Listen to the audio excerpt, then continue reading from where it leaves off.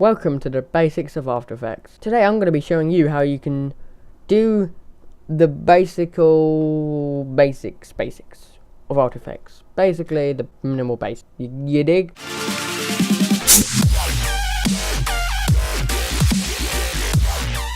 This here is a project. This is where all your files will be organized. You can double click and you can import a file. I'm going to just choose an image here. I don't know which is which. This could be dodgy. Let's put it. I've imported this picture here. If you double click it, it will open into the footage section. You don't need to worry about it. It just shows you what your footage is. So I've put in a friendly picture of us love. So I'm going to exit this. That doesn't matter. It's still there. This button here is the create a new composition button. You can click it and it just comes up with a composition settings. Basically, a composition is like a canvas for a piece of art. It's where everything goes.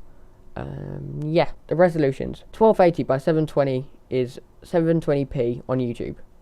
1920 by 1080 is 1080p on YouTube. I choose to do 720p as 1080p takes way too long to render, especially for my computer. Duration is how long it goes for, doesn't really matter, but okay. This will make a canvas. I'll just call it a canvas, even though it's composition, it makes it easier to understand. You can get the picture here and just drag it down and it will go in layer. As you can see, it doesn't obviously fit, so I'm going to show you how to do that easily. Before I do, there are a few keyboard shortcuts that you will need to know in After Effects. I'll go through them now. T. This is the opacity. As you can see, the more it goes down, the more transparent it becomes. Until it goes away to nothing. Dun dun dun. R is rotation. And it just spins around the stuff like this and like this. Anyway. S is scale, which means you can stare right into the eyes of a sloth.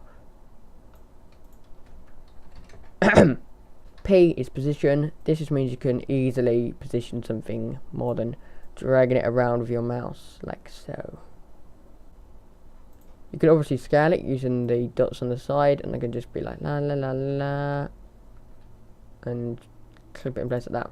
Obviously, it's not perfect, so what I'm going to do, right click the layer, go to transform, and you've got other settings here which do stuff for you. So I'm going to click fit to comp, boom, done it for me, easy, and it's perfect.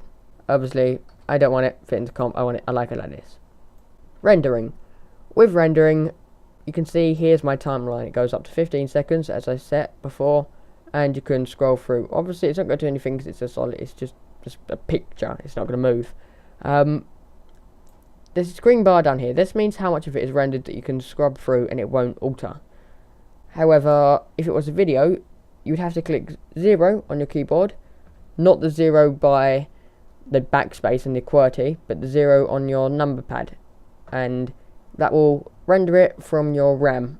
Don't worry about it, don't need to think too much about it, it just renders it out once and then it will just play it to you solidly every time without lagging. Spacebar doesn't work like that. It doesn't play from real time. As you can see up here, it's playing at 14 frames, not 30, which is half of the real time, which is going to give you a completely different idea. Don't do it. Don't press space. If you are seeing it looks like this, or it's not, don't worry, there's a toggle switch mode button here. This is what it should look like by default. We'll get into all these settings at a different time. In the next video, I will be showing you all these tools up here, what they do, and how to use them effectively. If you've enjoyed this tutorial, or even learnt a little bit, please comment down below, tell me what else you want me to do, and I will try my best to do it for you. And this has been part 1 of my God knows how many parts, probably a lot of parts, because it's really hard to explain After Effects series.